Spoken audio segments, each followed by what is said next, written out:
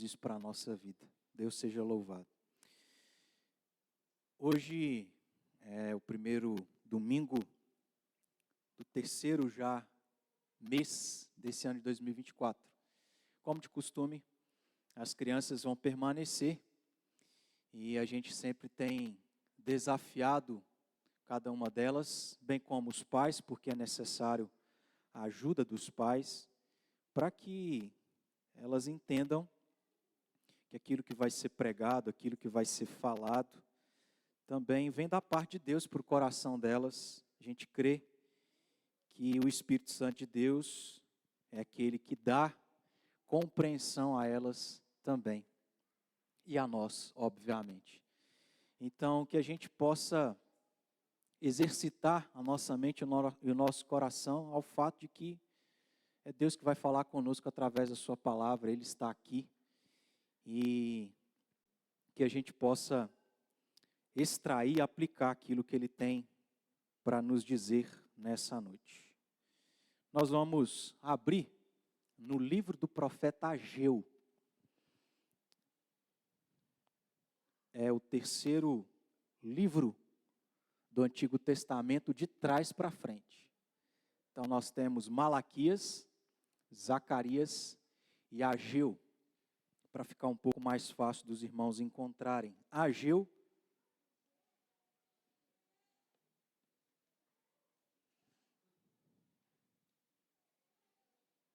capítulo de número 1. Esse é um bom livro para a gente poder ler, estudar, meditar. É um livro composto apenas de 2 capítulos. E nós vamos meditar no primeiro capítulo desse livro.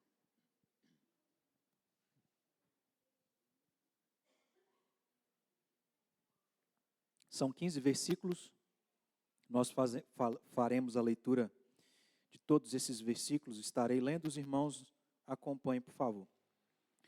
Diz assim a palavra de Deus: no segundo ano do rei Dario, no 6º mês, no primeiro dia do mês, veio a palavra do Senhor, por intermédio do profeta Ageu, a Zorobabel, filho de Salatiel, governador de Judá, e a Josué, filho de Josadaque, o sumo sacerdote, dizendo: assim fala o Senhor dos exércitos, este povo diz, não veio ainda o tempo em que a casa do Senhor deve ser edificada.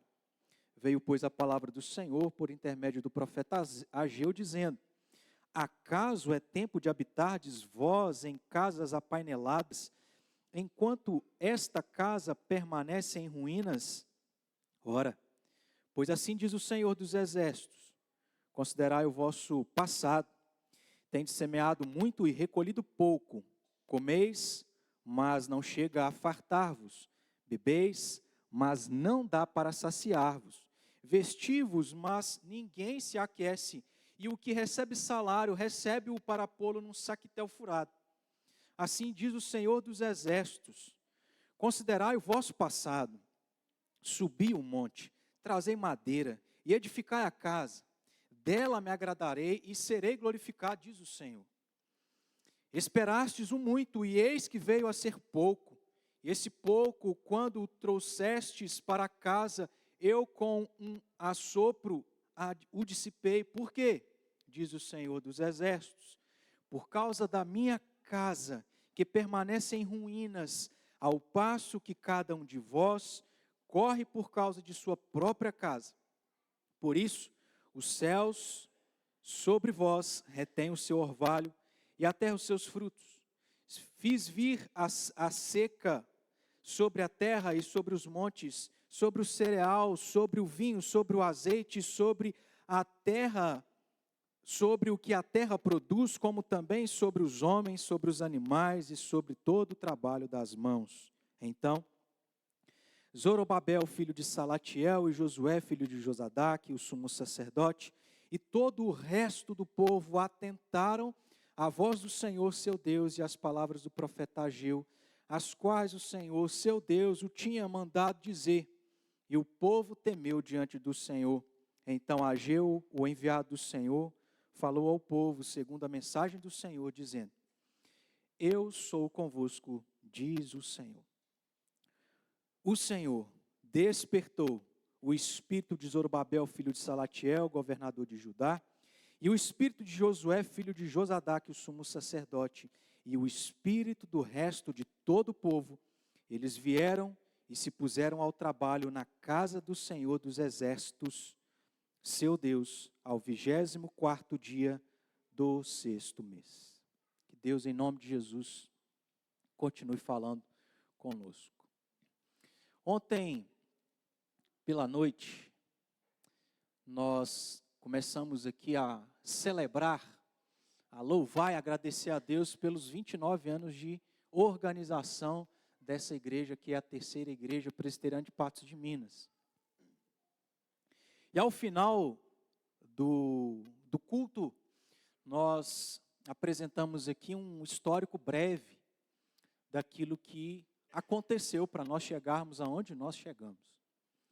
E há um detalhe interessante que eu quero ressaltar, porque quando nós pensamos em igreja, para que ela se torne uma igreja organizada, não é do dia para a noite. Aqueles irmãos que foram homenageados aqui, receberam um certificado de membro fundador, sabe o quão desafiador foi esta igreja se tornar organizada. Então, não é algo simples, é algo difícil, que demanda tempo, esforço, oração, perseverança e por aí vai. E aí, um detalhe que eu quero ressaltar sobre a história da terceira igreja presbiteriana que se organizou, é que tudo começou no dia 16 de setembro de 1962.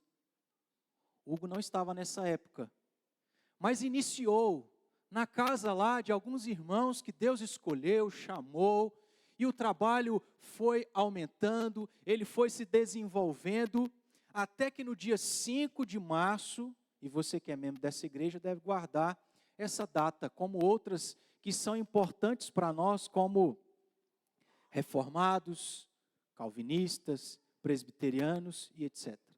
No dia 5 de março de 1995, então essa igreja se tornou organizada, ou seja, ela, humanamente falando, tinha condições financeiras para realizar o trabalho, tinha pessoas suficientes e capacitadas para ocupar os cargos de liderança e, através dessa liderança, a igreja então ser governada. E aqui estamos. Mas eu não sei se você conseguiu fazer a conta do dia 16 de setembro de 1962 ao dia 5 de março de 1995, se passaram aí quantos anos? Para quem é bom de matemática, eu não sou, eu tive que consultar a calculadora, foram quase 33 anos. Mais precisamente aí, 32 anos e meio. Quantos irmãos, desde o início, em 1962 até 1995, tiveram que esperar para que celebrassem no dia 5 de março de 1995, ou a partir do dia 5 de março de 1995, a organização da terceira igreja presbiteriana. Eles tiveram que esperar quase 33 anos para ter como motivo celebrar a organização dessa igreja. Eles tiveram que esperar. E a partir dessa data, nós temos celebrado isso a cada ano, já há 29 anos. E é o que nós estamos aqui fazendo, celebrando esses 29 anos de organização. E por que eu estou dizendo tudo isso? E o que isso tem a ver com o texto que nós aqui lemos? Ageu capítulo 1, dos versículos 1 a 15. Tem a ver com o fato, meus irmãos, de que talvez, se você tem uma boa memória, se você principalmente é um bom leitor das Escrituras, alguns nomes que foram citados aqui por várias vezes, talvez tenha vindo à sua mente de um nome que você já ouviu ser dito em outra ocasião, em outros textos, em outros livros do Antigo Testamento. E nós aqui, se não me engano, 2022, aos domingos à noite, nós tivemos uma série de sermões expositivos em qual livro? Vocês se lembram? No Antigo Testamento, o livro de Esdras. E quando nós estudamos ali, meditamos no livro de Esdras, nós entendemos o contexto que levou o povo a se encontrar naquela circunstância. É importante a gente se lembrar disso. É importante a gente olhar para os livros do Antigo Testamento, que começam em Gênesis, até, por exemplo, o segundo livro dos Reis, aonde conta sobre a história, o plano de Deus de escolher, de salvar um povo, o seu povo, e escolhendo esse povo, cumprir a sua promessa de salvá-los, levá-los a uma terra prometida, libertá-los de uma escravidão por um tempo que eles ficaram lá de mais de 400 anos. Então, a história vai narrar para nós todo esse período deles saindo do Egito, indo para o deserto, entrando finalmente na terra prometida sob a liderança de Josué, e ali após Josué, vem os juízes, vem os reis, Saul, Davi, Salomão, a divisão das 12 tribos, em 2 reinos, o reino do norte e o reino do sul. E é aí que a história do povo de Israel começa a se deteriorar. Porque o povo decide abandonar a Deus. O povo decide pecar contra Deus, se rebelar contra esse Deus. E Deus castiga esse povo. Deus levanta profetas para dizer que uma nação seria levantada, que os destruiriam, que os tiraria daquela terra que Deus deu, que Ele prometeu, a terra que manava leite e mel, e os levariam para uma terra distante que eles não conheciam. E aí nós estamos falando da Babilônia, onde eles são dominados pelos babilônicos. E por causa do pecado daquela nação, ali eles ficaram sendo castigados e escravizados por 70 anos. Mas Deus é tão maravilhoso que, mesmo que isso ainda não tivesse acontecido, ou seja, o cativeiro, o povo de Israel ser levado como prisioneiros para uma outra nação, Deus também levantou e usou profetas para dizer, após 70 anos, eu os visitarei e os libertarei, e vocês voltarão para a terra de Jerusalém. Então, eles vão para a Babilônia, ali ficam 70 anos. E por 70 anos, meus irmãos, Israel não tinha o que celebrar. Há um salmo muito belo que retrata sobre isso. Aonde os babilônicos, muito provavelmente, pedem ao povo de Israel para cantar aquelas canções. E eles não têm alegria alguma de poder cantar aquelas canções. Não havia motivo de celebração. Porque um povo que experimentou de uma terra que manava literalmente leite e mel, agora vive algo que eles nunca imaginavam que viveriam. E por 70 anos. E eles tiveram então que esperar 70 anos para celebrar. Porque por 70 anos eles estiveram longe de Jerusalém, do lugar que Deus escolheu para o seu povo habitar. Do lugar que Deus escolheu para ele habitar. O lugar que Deus escolheu para que ele fosse adorado. Então esses 70 anos se passam. Eles tiveram que esperar todo esse tempo para celebrar. Porque agora finalmente eles voltaram para Jerusalém. Ainda que Jerusalém estivesse destruída e sobre ruínas, era motivo de celebração. Porque agora eles estavam na sua terra natal. Mas eles tiveram que esperar. Não 32 anos e meio, mas o dobro praticamente.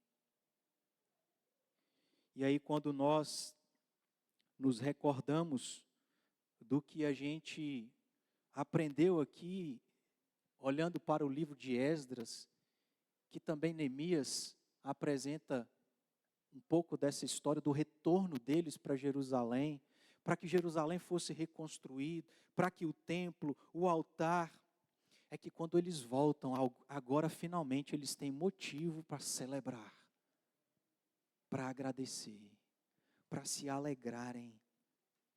E é isso que eles fazem. Eles voltam, ainda que eles se deparam com uma cidade toda destruída, mas eles olham para aquele lugar onde havia sido o templo, onde eles presenciaram tantas coisas a respeito de Deus, e ali eles se lembram, quantas coisas maravilhosas nós vivemos, estamos aqui de volta, podemos voltar a celebrar o Senhor, porque agora temos motivo, estamos novamente na nossa pátria, na terra que mana leite e mel, e podemos adorar o nosso Deus com liberdade. Ao voltar, eles tinham tudo para celebrar. E lá em Esdras, diz para nós, meus irmãos, que a primeira coisa que os israelitas fazem, tendo motivo de celebrar, porque eles voltaram para sua terra natal, é que eles reconstroem o altar de Deus. Para voltar a ter a vida religiosa de comunhão e de intimidade com Deus. A primeira coisa que eles fazem é reconstruir o templo. Nada mais. Mas, primeiramente, o templo. Porque o templo simbolizava a presença de Deus com aquele povo. E a presença de Deus com o seu povo é o maior motivo que o povo de Deus tem para se alegrar, jubilar. Foi dito isso aqui na liturgia. Eles tiveram que esperar 70 anos, porque durante esses 70 anos eles não tinham motivo para celebrar, agora eles têm. E a primeira coisa que eles fazem é reconstruir o altar, é reconstruir o templo. Só que você vai se lembrar que nessa empreitada de reconstruir o templo, não foi algo sem desafios e dificuldades. O livro de Esdras narra para nós que alguns que ficaram ali naquele lugar, que não temiam a Deus, outros povos inclusive, se levantaram para impedir que o povo de Israel reconstruísse o templo e o altar. E infelizmente, estes foram bem-sucedidos. O templo deixa de ser reconstruído, ele cessa a reconstrução, fica parado. E o tempo passa, ano após ano. 17 anos se passaram. E é onde nós nos encontramos, no livro de Ageu. O livro de Ageu é justamente esse momento aonde, depois de voltarem 70 anos escravos na Babilônia, voltarem para Jerusalém, começarem a reconstruir o templo, reconstroem, mas se levantam opositores e eles param a reconstrução. Um tempo se passa, e o tempo que se passa é justamente esse, onde Deus levanta Ageu para poder ensinar algo àquele povo. Porque o povo de Israel continua tendo motivo de celebrar a Deus. Aonde eles estavam? Não mais na Babilônia. Eles estavam em Jerusalém, na terra prometida. Estavam em Jerusalém. Ainda eles tinham motivo de celebrar, só que por conta do templo ter deixado de ser reconstruído, porque o templo parou a sua reconstrução. Agora eles continuam tendo motivo de celebração, porque eles estão lá em Jerusalém, mas agora a prioridade deles não é mais reconstruir o templo. 17 anos se passaram. E a prioridade não era mais o templo, Deus e as suas coisas. Mas sabe o que se tornou a prioridade dos israelitas durante esses 17 anos de cessação da reconstrução do templo? As suas próprias casas. Volte os seus olhos para os versículos 2 a 4.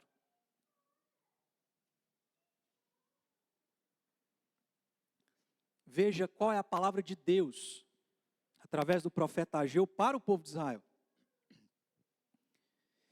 Versículo 1 apresenta para nós aí qual é o momento da história do povo de Israel. Apresenta para nós Ageu como esse profeta levantado e chamado por Deus a falar ao povo. A partir do versículo 2, então nós temos a primeira palavra que Ageu dirige aos israelitas, e aí está, versículo 2. Assim fala o Senhor dos Exércitos. Este povo diz. Então a palavra de Deus ao povo de Israel era aquilo que o povo de Israel estava dizendo a respeito de Deus. Este povo diz. O que o povo de Israel, durante 17 anos, em que o templo estava parado, a sua reconstrução, e então eles deixaram de priorizar isso para priorizar as suas casas, o que eles diziam? Não veio ainda o tempo em que a casa do Senhor deve ser edificada. Essa era a realidade. Eles tinham motivo de celebrar. Gente, 70 anos se passaram. Imagina você 70 anos nos Estados Unidos. Imagina você indo de maneira ilegal e é pego na fronteira. E você fica 70 anos preso nos Estados Unidos. Até que Deus levanta lá um presidente, que ele desperta o seu coração para agir em seu favor, ele decreta uma lei lá e fala, você pode voltar para o Brasil, 70 anos, você volta para o Brasil, você está velhinho, muita coisa aconteceu, mas você continua tendo motivo, ou você tem motivo de celebrar que você voltou. O povo estava na terra prometida, mas agora priorizando não mais as coisas de Deus, e sim as suas próprias casas. E aí o versículo 3 diz, veio pois a palavra do Senhor por intermédio do profeta Ageu, dizendo, acaso é tempo de habitardes vós em casas apaineladas, enquanto esta casa, a minha casa, permanece em ruínas? Deus vai chamar a atenção para o povo de Israel, que tinha motivo de celebrar, porque eles estavam em Jerusalém, e vai falar assim, vocês estão dizendo que não deve ser prioridade voltar a reconstruir o meu templo, mas reconstruir a casa de vocês. E aí o que Deus vai ensinar? O que Deus vai ensinar a esse povo que vivia nessa circunstância é que eles, como povo de Deus, deveriam saber qual era a prioridade da vida deles. O que nós podemos observar como aquilo que Deus ensina, deixa claro nessa passagem, é sobre qual é a prioridade do povo de Deus. Qual é, pensando nós no Novo Testamento, qual é a prioridade da igreja de Cristo Jesus? Há prioridades. E a gente precisa saber quais são elas. O povo de Israel precisava saber qual era a prioridade que eles deveriam ter como povo de Deus, que tinha um motivo para celebrar, mas a prioridade não era mais quem? Deus, a sua casa, mas as suas próprias casas. E se tornou uma prioridade tão grande que o texto, pela palavra que é utilizada aí, nós não a conhecemos, é desconhecida para nós, é estranha, mas no versículo 4, é interessante ressaltar isso, porque diz, o próprio Deus menciona algo sobre a casa do povo de Israel, sobre o empreendimento, e o tanto que isso tornou prioridade, é que as suas casas não eram casas quaisquer, mas eram casas apaineladas, ou seja, luxuosas. Convém que o templo fique parado. A gente teve dificuldade. E que agora a gente priorize as nossas casas e vamos enfeitá-las, que elas se tornem luxuosas. É nesse contexto que Deus vai ensinar isso. Qual é a prioridade do povo de Deus? E a prioridade do povo de Deus é simples. É objetiva e direta. O que Deus vai ensinar ao povo de Israel, que tinha motivo de celebrar, mas que não priorizava mais Deus e as coisas de Deus, é que a prioridade não eram suas casas, mas era quem? Deus. Essa é a resposta. Qual é a prioridade do povo de Deus? Como povo de Deus, povo escolhido. O que é o mais importante? O que deve ser a primeira coisa que o povo de Deus deve ter como meta, objetivo, desejo, vontade?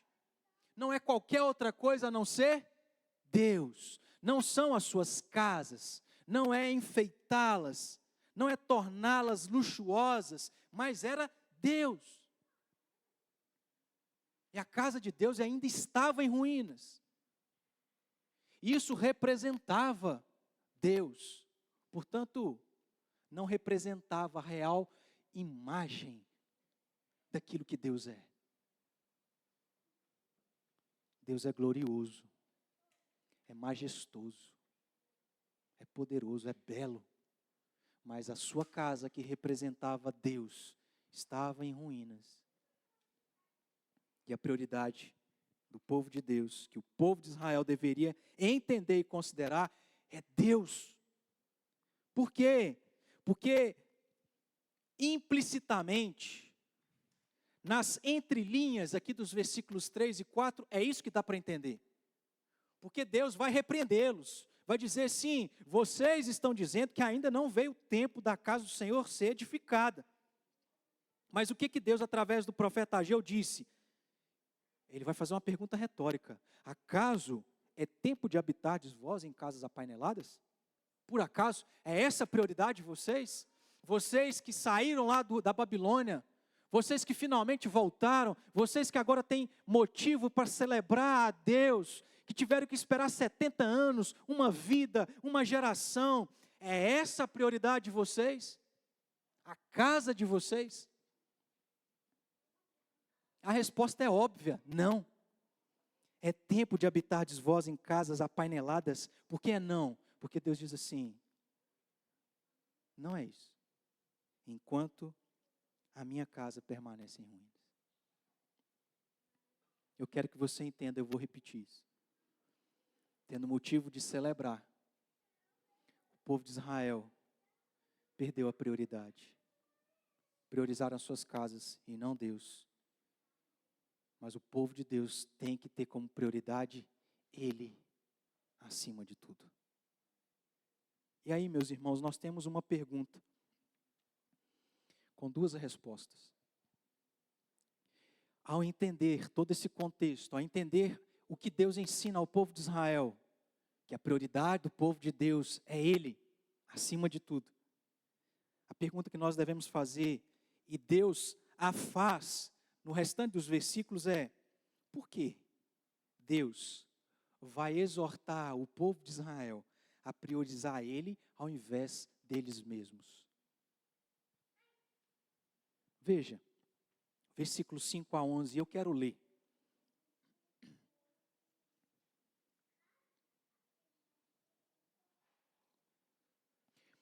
Por que o povo de Israel deveria considerar e voltar a priorizar o que eles deixaram? Priorizar a Deus. Porque quando a prioridade não é Deus, o seu povo, preste atenção, quando a prioridade não é Deus, o seu povo deixa de ser abençoado. ainda que estivessem em Jerusalém, tendo motivo para celebrar, eles não seriam abençoados, porque quando o povo de Deus não prioriza Ele, Deus não abençoa. Vamos voltar para o texto? Acompanhe comigo os versículos 5 a 11. Ora, pois, assim diz o Senhor dos Exércitos. Veja o que Deus faz através do profeta para o povo de Israel, que perdeu a prioridade. Considerai. Reflitam. Se lembrem. Façam uma análise. Vocês que já por 17 anos, ou 17 anos se passaram desde que vocês saíram lá da Babilônia. Ei, se lembrem. Por 70 anos aonde vocês estiveram, qual foi a realidade que vocês viveram? Como foi a vida lá? Tinha motivo para poder celebrar? Considerem, se lembrem. Versículo 6. Olha o que Deus vai dizer. E Ele está dizendo de algo também que eles já estavam vivendo no presente. 17 anos na terra prometida. E o que eles estavam vivendo? Versículo 6. Tendes semeado muito e recolhido pouco. Comeis, mas não chega para fartar-vos. Bebeis, mas não dá para saciar-vos. Vestivos, mas ninguém se aquece. E o que recebe salário, recebe para pô-lo no saquitel furado.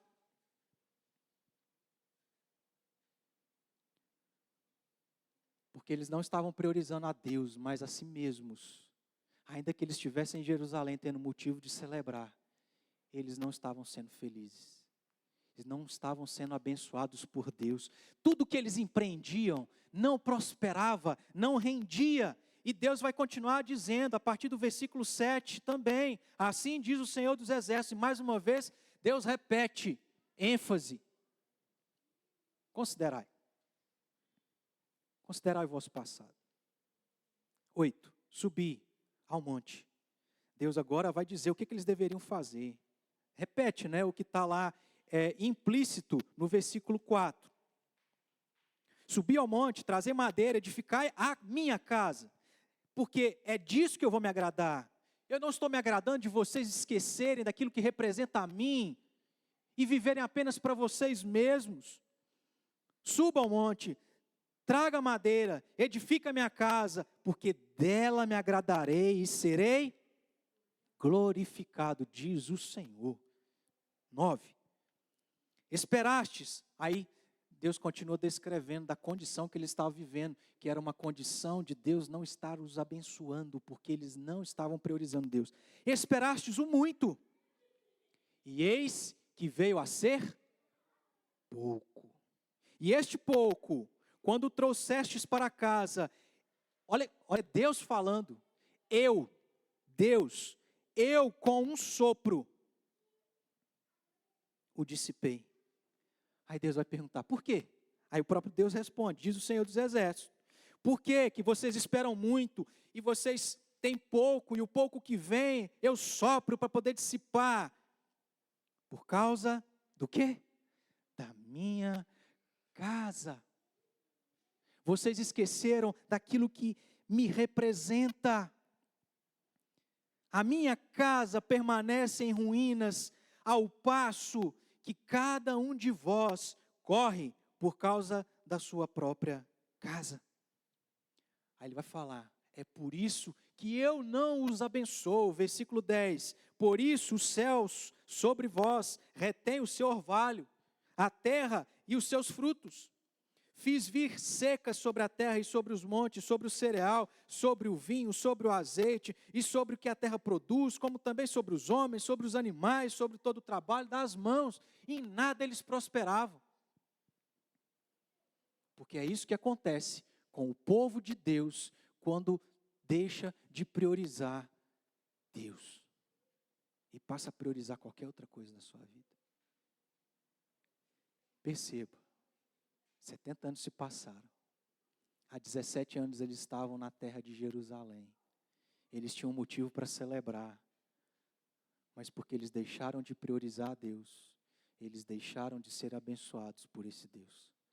É por isso que Deus na sua infinita graça e misericórdia, chama Ageu para dizer: meus filhos amados,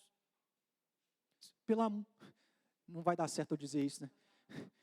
Meus filhos amados, considerem, pouco tempo se passou que vocês estiveram na Babilônia, vocês sabem o que vocês passaram, e vocês vão insistir em continuar me abandonando? Não vai dar certo. Vocês não vão prosperar. Eu não os abençoarei.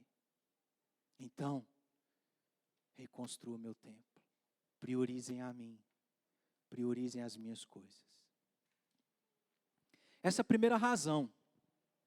Mas há uma segunda, e é totalmente oposta. E faz contraste com a primeira, que são os versículos restantes. Se em primeiro lugar, o povo de Israel deveria priorizar Deus, porque se não priorizassem, Deus não os abençoaria. Qual é o oposto disso? Se priorizassem, Deus os abençoaria. Olha aí os versículos 12 a 14. Vou ler aqui também.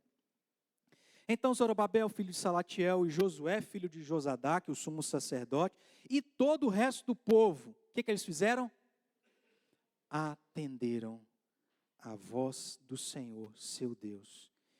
Atenderam as palavras do profeta Ageu, as quais o Senhor, seu Deus, tinha mandado dizer.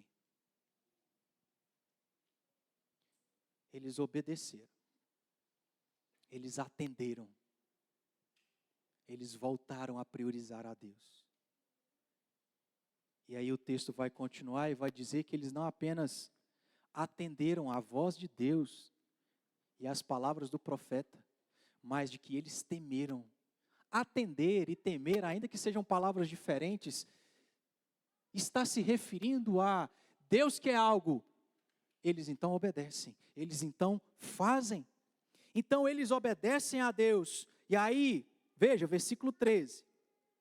Então Ageu, o enviado do Senhor, falou ao povo segundo a mensagem do Senhor, dizendo: qual foi o resultado? Preste atenção.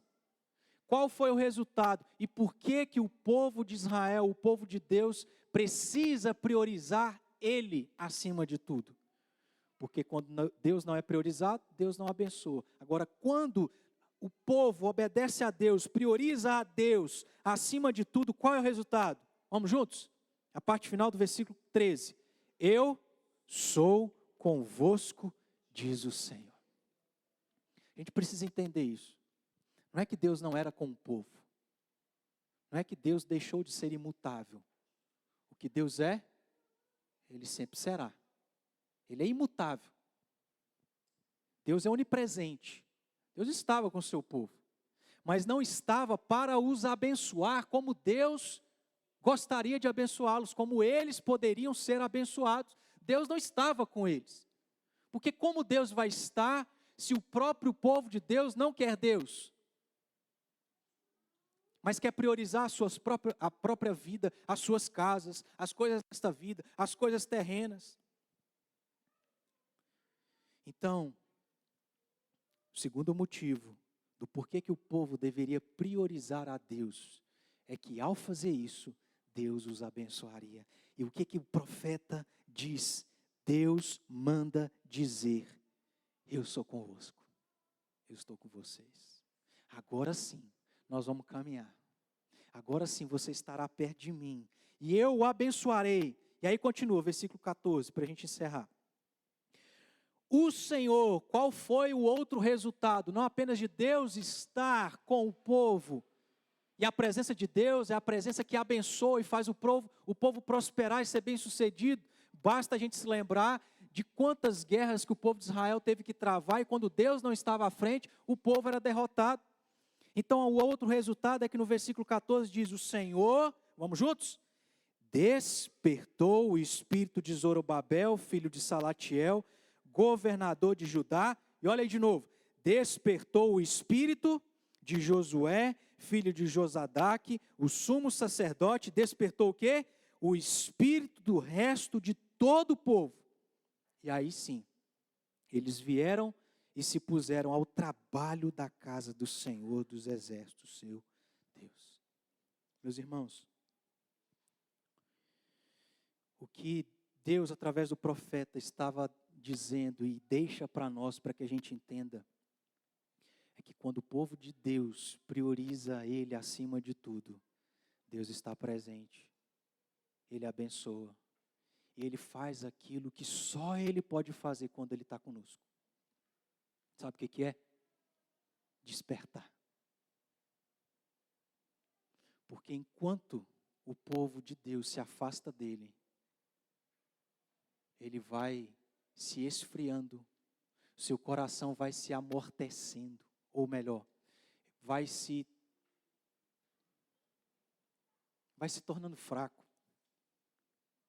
vai se enfraquecendo, vai perdendo o ânimo. Foi dito isso aqui, meus irmãos.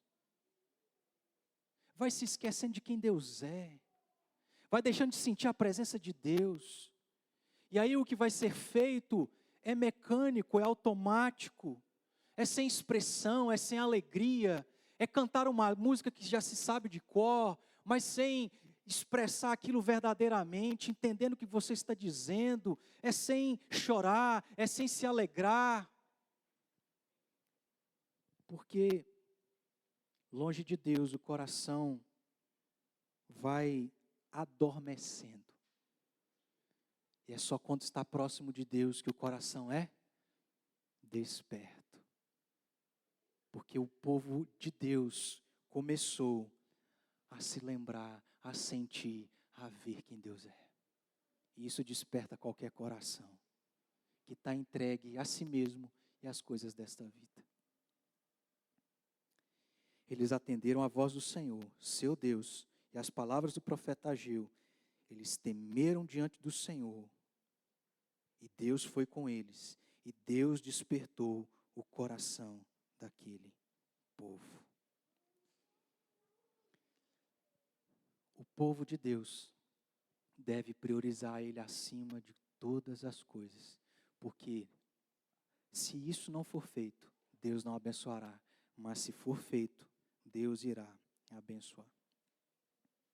Irmãos,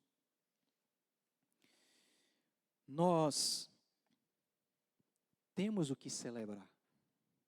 Temos ou não? Pensando em terceira igreja, nós temos motivo. 29 anos de igreja organizada.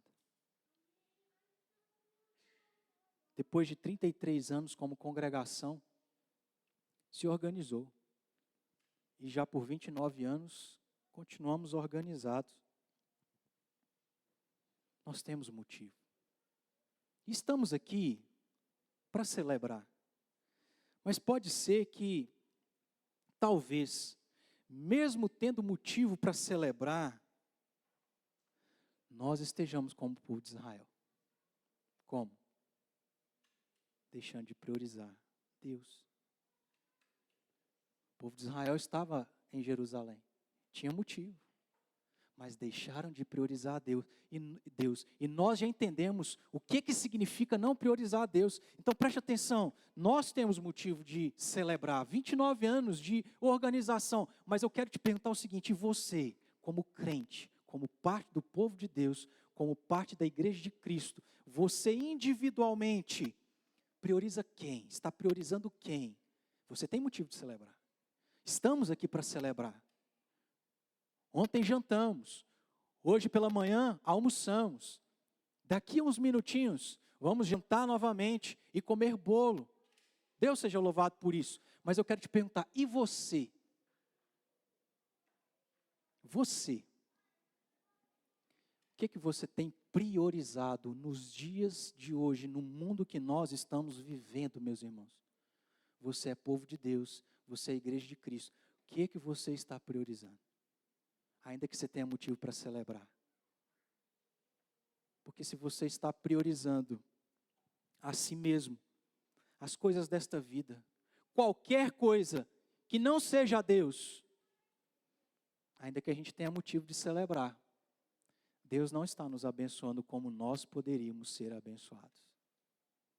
Eu quero dizer, meus irmãos, aquilo que Deus descreveu para o povo de Israel, você tem motivo para celebrar, mas se você não está priorizando a Deus, Talvez é por isso que você não está sendo bem sucedido. Talvez é por isso que você não está prosperando. É talvez por isso que as coisas não estão dando certo. Porque você trabalha até mais tarde, se afadiga, se cansa, para juntar dinheiro, e você coloca não no bolso, mas você coloca lá no banco. E a mesma coisa acontece. Como que o meu dinheiro acabou? Como que eu não tenho mais dinheiro? Como que chegou o dia 15 e eu já não tenho mais dinheiro? Talvez, meus irmãos, é porque o que nós estamos vivendo não é muito diferente do que o povo de Israel viveu. E é triste pensar que a mesma filosofia de mundo continua nos dias de hoje. Satisfazer o coração. É Instagram, praia, foto na janela do avião. Estou falando que isso é errado não, tá, irmãos? Mas é essa filosofia que a gente não percebe só para as coisas materiais, dinheiro. E a gente não está priorizando Deus. E qual que é a consequência? Você tem motivo para celebrar, mas Deus não está te abençoando. Então pode ser que nós estejamos assim, longe de Deus. Estamos na igreja, Deus está aqui, mas estamos longe dEle. Cantamos para Deus, mas estamos longe de Deus. Oramos para Deus, mas estamos longe de Deus. Porque a gente está priorizando nós e as nossas próprias coisas. Eu aqui, não sei se foi no domingo ou na quinta-feira, acho que foi na quinta-feira. Eu encorajo os irmãos a assistirem lá no YouTube os 2 últimos estudos da quinta-feira. E eu disse que eu tenho tido uma percepção daquilo que Deus tem feito na minha vida. E na vida de alguns poucos que eu tenho uma aproximação maior. É de que parece que Deus está agindo na nossa vida para que a gente se desprenda das coisas desse lugar. É uma pandemia, é uma geladeira que estraga, é um carro que estraga, é várias coisas. De Deus dizer sim, isso não é o mais importante. A prioridade sou eu. O que vai restar, meus irmãos, é Deus.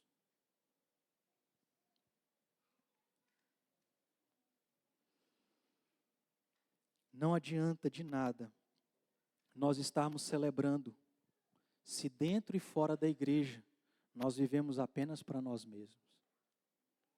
Não adianta nada a gente vir aqui comer bolo, sair e a vida continua do mesmo jeito, sem priorizar Deus. Não adianta de nada a gente estar apenas preocupado em aumentar o nosso dinheiro, a nossa conta bancária, em priorizar o nosso descanso, o nosso lazer. Trabalhei demais. Eu mereço. Orar na terça-feira, para quê? A prioridade é o meu descanso. E na quinta-feira, estudo complexo, escatologia, entender e interpretar figuras de linguagem em Daniel, em Apocalipse, para quê? Sair da minha casa, onde eu tenho um carro que Deus me deu, para quê? Minha prioridade é o meu lazer, é o meu conforto, é o meu descanso. Só que a gente precisa entender, enxergar que se a prioridade são todas as outras coisas menos Deus, Deus não vai nos abençoar. A gente está correndo, ou nadando e vai morrer na praia. De nada adianta estarmos aqui celebrando-se dentro e fora da igreja. Nós não estamos fazendo nada, meus irmãos. Se a gente não se dispõe a servir dentro e fora da igreja. Se a gente olha para a nossa igreja que está completando 29 anos, mas você passa pelos corredores e você vê as paredes descascando. E tanto faz. Não me importo. Importante é eu apainelar a minha casa e torná-la luxuosa. E as coisas de Deus, a casa de Deus, que fique às ruínas. De nada adianta, meus irmãos, celebrarmos, estarmos aqui, mas a gente não usar as coisas que o próprio Deus tem nos dado para Ele, para o reino dEle. E eu fico me perguntando, aonde nós vamos chegar se, meus irmãos, nós não temos disposição de ofertar e dizimar? O que nós estamos priorizando na nossa vida? Nós devemos nos arrepender, aplicando aqui já uma primeira coisa. Nós precisamos nos arrepender, porque preste atenção numa coisa. Sem Deus, a gente não vai chegar em lugar algum. Sem Deus, nós não prosperaremos, nós não seremos abençoados, nós não teremos sucesso. Você pode ter até para o mundo, mas lá dentro, só você sabe como é que está. Sem Cristo, não há motivo de celebração. Sem Cristo, não há verdadeira alegria. Sem Cristo, não tem esperança. Então, a primeira coisa que nós precisamos fazer, se ainda há alguém, ou se hoje aqui tem alguém que não entendeu essa verdade e está infeliz, mesmo tendo tudo e correndo atrás de coisas que você não enxerga sentido, não vê sentido, é entender, se arrependa, porque sem Deus você não vai chegar a lugar algum, vai morrer sem nada e vai ir sem nada e não vai para um lugar muito bom. Você precisa de Cristo. Sem Deus, nada somos. E nesse sentido, aplicando a nós que temos Cristo, é que sem Ele também nós não vamos ser bem-sucedidos, não. Ainda que a gente vá para o céu. Porque a gente crê verdadeiramente nele.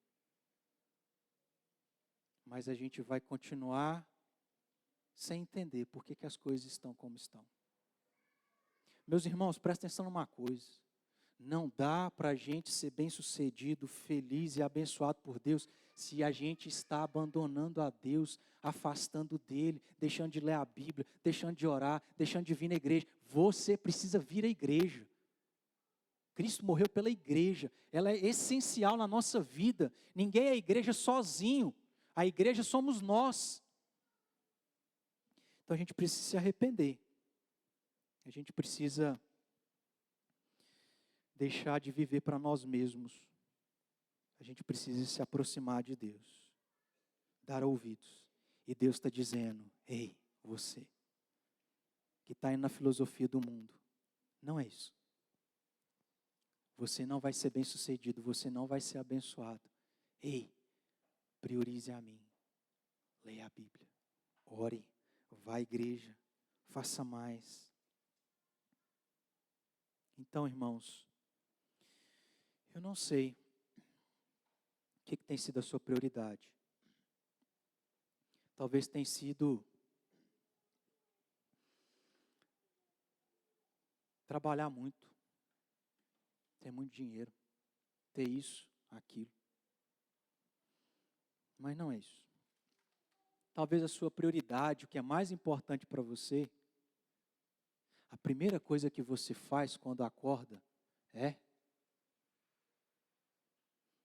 Talvez para você, criança, a prioridade é acordar e qual a primeira coisa que você faz? Brincar? Ligar a TV? E Deus fica para depois. Talvez a nossa prioridade tem sido só os estudos, as amizades, o namoro, eu não sei. Mas, irmãos, se nós queremos ser abençoados, a gente precisa entender que a prioridade é Deus. Amém? Que nós possamos celebrar, mas priorizando Deus, que é o Deus dessa igreja, Cristo, que é o Senhor dessa igreja. Vamos orar?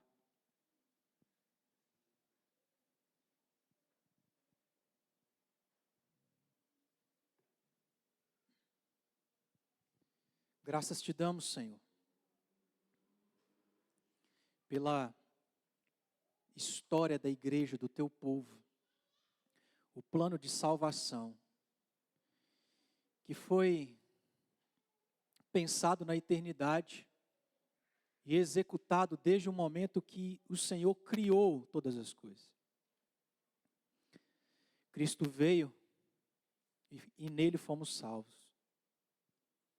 E ele mesmo disse que as portas do inferno jamais prevalecerão contra a igreja que é dele, pertence a ele, pela qual ele morreu. Nós te louvamos, ó Deus, porque quantos o Senhor usou na história, desde Adão até nós, os patriarcas, os profetas, os discípulos, os apóstolos, a igreja primitiva, aqueles que se tornaram mártires. Ó Deus, Lutero, Calvino, Simon, pastores que passaram por essa igreja, irmãos que passaram por aqui, aonde as coisas iniciaram nas suas casas.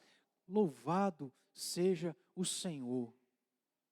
E porque o Senhor quis que nós pertencêssemos a essa igreja. É motivo, Senhor, de estarmos celebrando quase 33 anos de congregação, 29 anos de organização, e aqui estamos. Mas tem misericórdia e perdoa-nos, ó Deus, se a nossa mentalidade tem sido uma mentalidade medíocre, pequena, imatura, de crentes que não entendem o que é ser crente, o que é ser povo e igreja de Cristo. Oh, Pai, a gente precisa fazer mais. Nada nos custa. Perdoa-nos, ó Deus, porque as filosofias do mundo, os influencers, têm nos influenciado para segui-los e tê-los como referência daquilo que é o propósito da vida. É ser famoso, conhecido, é ter muita gente seguindo, é ser admirado, é ter roupa de marca, é ter coisas materiais, é ter muito dinheiro no bolso, e o Senhor que fique para o lado. Deus, podemos ir para o céu, mas o Senhor não nos abençoará como o Senhor deseja. A gente vai se frustrar, a gente vai perder tempo, porque a gente tem investido tempo só em nós e nas coisas desta vida. Ó Deus, que a nossa oração seja: Senhor, desperta o nosso coração. Que a nossa atitude seja de aproximar de Deus para que Ele desperte. E que a gente ore: Senhor, aviva. Deixa eu sentir o Senhor. Deixa eu sentir como se o Senhor estivesse aqui, como se eu estivesse no céu, adorando ao Senhor e a Cristo Jesus, aquele que morreu por mim na cruz. Ó Deus, não permita que nós sejamos entregues a nós mesmos, que a gente se afaste do Senhor, que, ó Deus, a gente corra atrás das coisas desta vida, que, ó Deus, a gente siga pessoas dessa vida.